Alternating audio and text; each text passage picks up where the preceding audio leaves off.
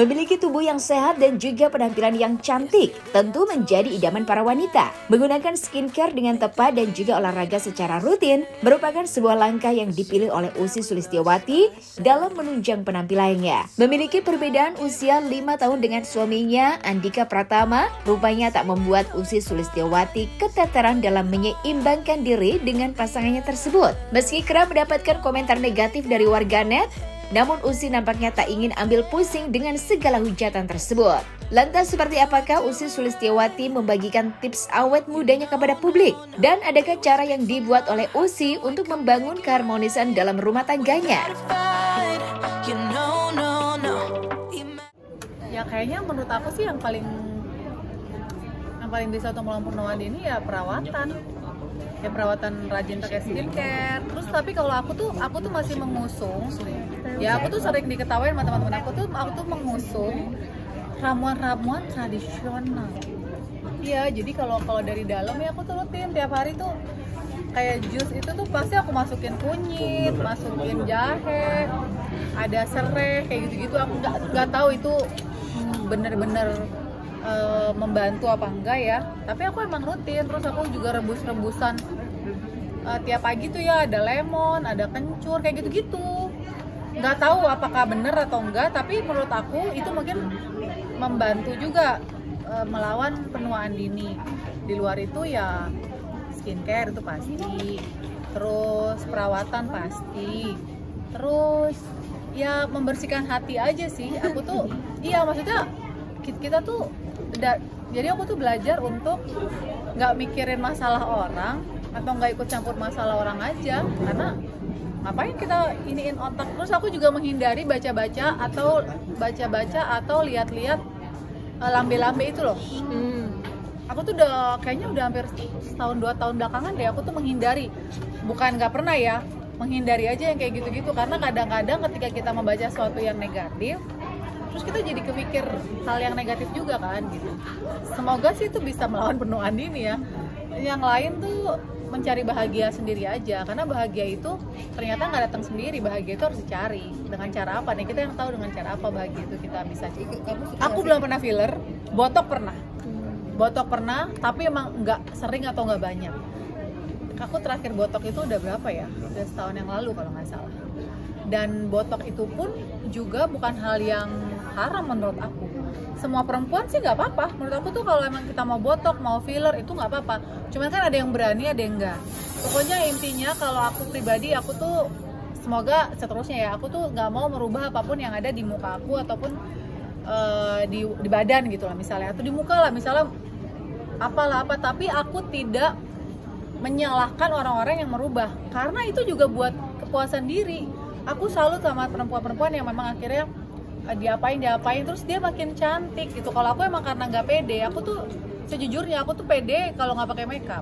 Aku tuh pede keluar ke mall tuh tanpa makeup, aku malah pedenya begitu. Ada juga yang pede dengan makeup. Jadi kembali ke masing-masing personal. Nggak banyak pertanyaan netizen, nyimbangin suami karena suaminya lebih muda. Aduh, kalau mau nyimbangin suami ada dua aja gitu kan. Enggak, aku cuma self love aja, pengen mencintai diri sendiri biar auranya juga jadi bagus, terus anak-anak juga bangga, suami juga bangga. Udah itu doang, nggak ada niat pengen kelihatan jadi muda-muda. Enggak, kalau dari pakaian tuh dari dulu aku begini-gini aja, nggak yang aneh-aneh gitu. Setahun belakangan aku pengen mencintai diri sendiri dengan mempercantik, mempersehat diri gitu doang.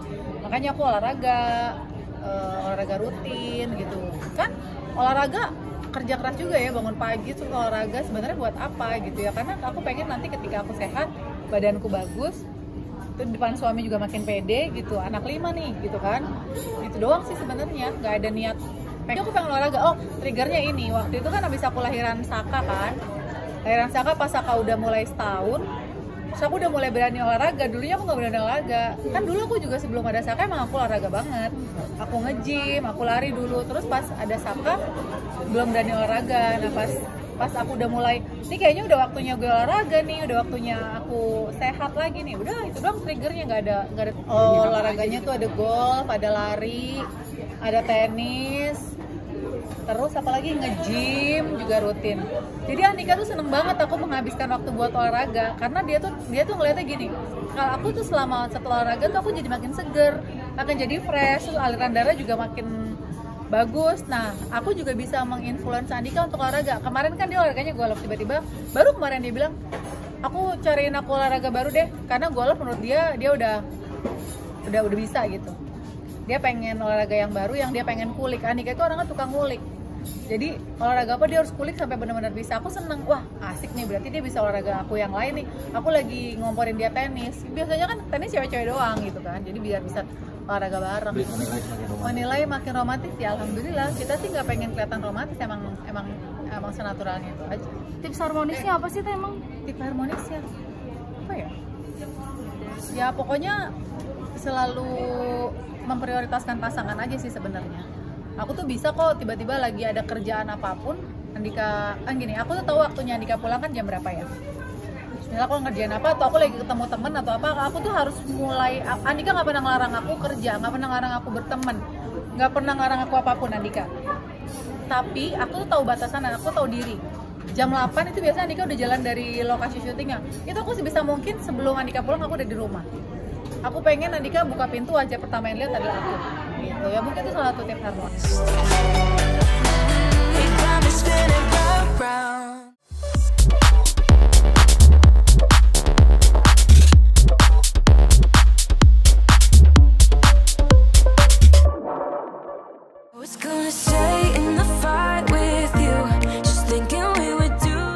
Sukses dengan berbagai bidang yang digeluti, sosok Ivan Gunawan rupanya patut dijadikan contoh oleh banyak pihak.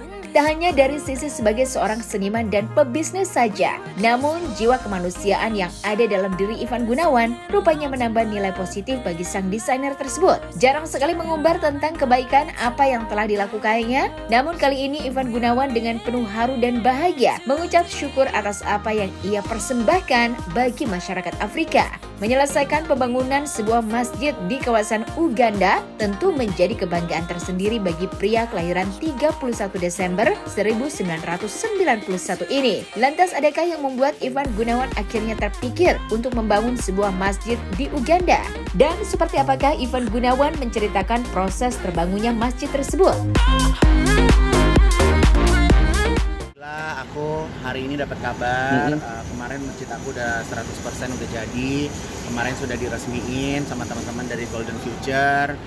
Kita potong sapi, kita makan rame-rame di sana gitu kan. Jadi insya Allah nanti bulan puasa mau mampir ke Uganda juga. Akhirnya jadi?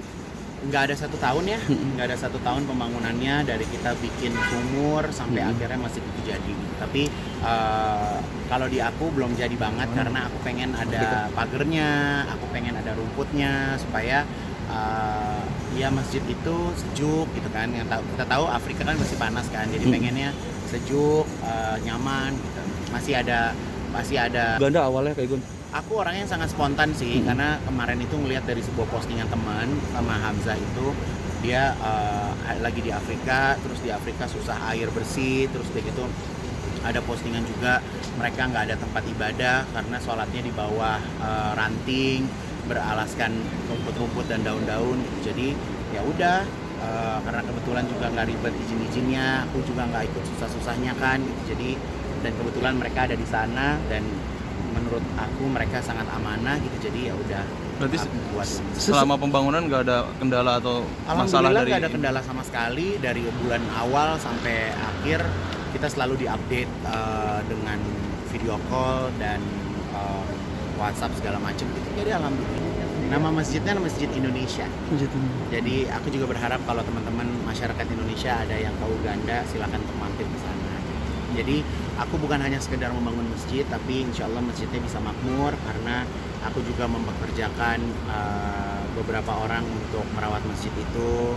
Jadi ya walaupun kita jauh, tapi setidaknya juga bisa memberikan lapangan pekerjaan buat teman-teman yang ada di sana untuk memakmurkan masjid. Daerah pastinya aku nggak hafal ya gitu, tapi yang jelas sih di Uganda. Kalau dari pusat kotanya tuh kurang lebih sekitar 2 jam. Jadi kayu ada rencana? Ya, aku mau ke sana. Aku mau ke sana sama Miss Grand aku, Andina Juli. Aku mau ke sana karena tadi kalau lihat dari postingan tuh masjid aku masih sepi. Jadi aku mau bawa kaligrafi, aku mau mau merayakan Idul Fitri lah di sana.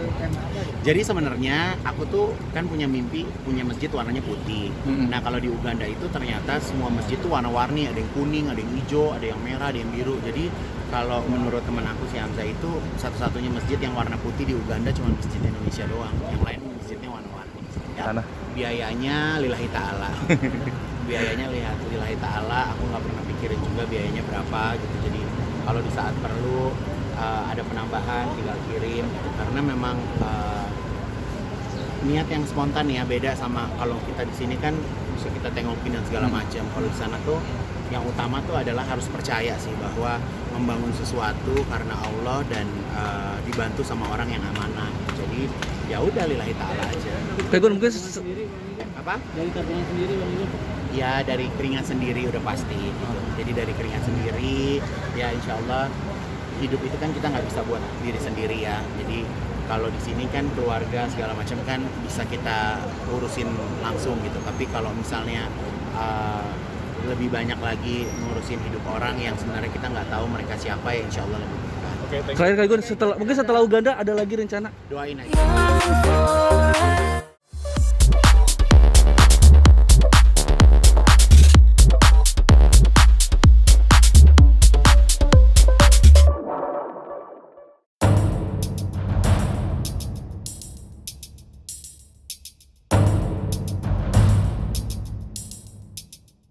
Presenter kondang Ruben Onsu tak tinggal diam atas apa yang tengah terjadi kepada buah hatinya Bertrand Putra Onsu. Masih kerap mendapatkan hujatan dari orang-orang yang tak bertanggung jawab. Ruben Onsu akan menindak tegas siapapun yang mencoba untuk merenggut kebahagiaan keluarga tercintanya. Memberikan surat peringatan terbuka bagi siapapun yang telah memfitnah buah hati. Hingga sang istri tercinta, sang presenter menegaskan bahwa dirinya tak segan-segan akan menyeret para pelaku ke dalam jeruji besi. Seperti tak ada kapoknya, para netizen masih saja mengusik hal yang tak semestinya ada. Lantas, seperti apakah Ruben Onsu memberikan keterangannya perihal kelanjutan surat peringatan tersebut?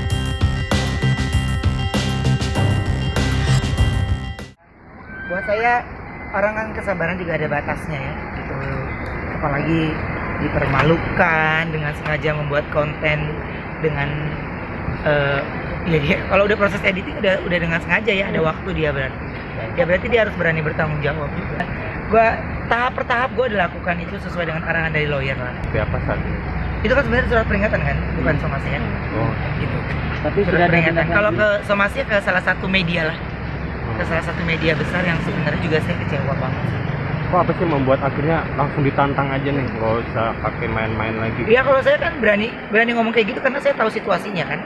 Saya tahu situasinya, tahu penggalan-penggalan, potongan-potongan gambar yang diambil yang menurut saya itu ya merugikan sih gitu. Makanya kalau dari saya tidak perlu banyak buang waktu ya. Mereka sudah terkumpul ya udah. Jadi saya lakukan. Oh, dia tahu kalau suaminya selalu berdiri di belakang dia. Jadi buat saya selalu bilang sama dia, saya bukan orang yang romantis sih.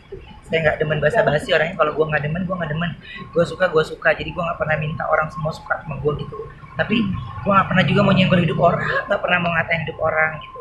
Nah, anak gue kayaknya juga sosial medianya juga nggak pernah ngatain orang ini. Tapi kalau sikap ini ya mau ngapain sih? Ya tahu lah, pasti tahu.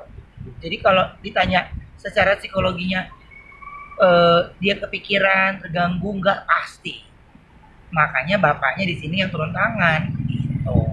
Buat saya, kalian sudah merusak sedikit kebahagiaan dari anak saya. Tandanya ya lu urusannya sama gua. Saya rasa bukan jangan dari saya yang berbicara. Tanyakan sama yang lebih ahli dampak bahayanya ketika membuli atau memberikan berita yang nggak benar untuk sebuah kebahagiaan. Itu rame banget. Makasih Bapak.